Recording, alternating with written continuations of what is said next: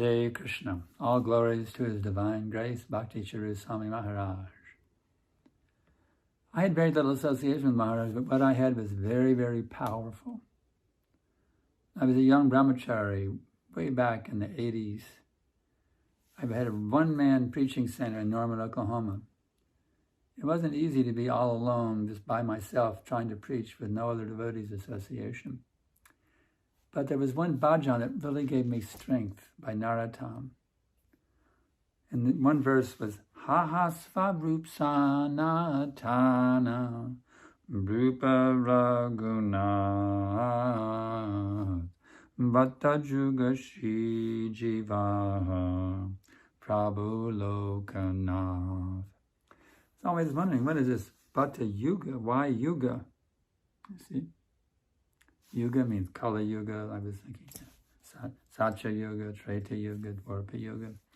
What does Yuga have to do with all these different personalities? So there was a nice program. At that time we had a farm in Oklahoma. And Tamal Krishna Maharaj was there and Bhakti Charu Swami was there. So I asked him, actually it's a Bengali song, so he was very qualified to answer. He said, oh, Bhatta Yuga means just like Jugala, pair or conjugal. The pair of Bhattas, Raghunath Bhatta and Gopal Bhatta. So by his grace I knew the meaning of that song. So many years went by, I didn't have any more association, but I always remembered how wonderful it was to get that answer from Bhakti Charu Maharaj. Now just recently I've had some association with him by email. I'm very disturbed by very different things at ISKCON that I see as deviations. The beards. I wrote him about the beards. He also agreed with me about the beards. And another one, this, what they call the broader definition of an illicit sex. Within marriage, well, as long as it's okay, as long as you don't use birth control, and as long as you don't abort the baby, and any kids come, you go ahead and raise them in Krishna consciousness. You see, this is an idea going around ISKCON.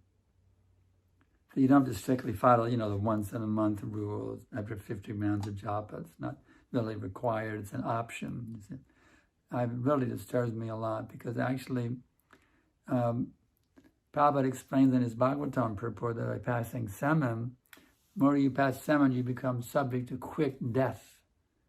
The more you can withhold your semen, you expand your life. You live longer. So this idea of, very much disturbs me. This new idea is coming into ISKCON. So Bhakti Charu Swami totally agreed with me, and I really appreciated that.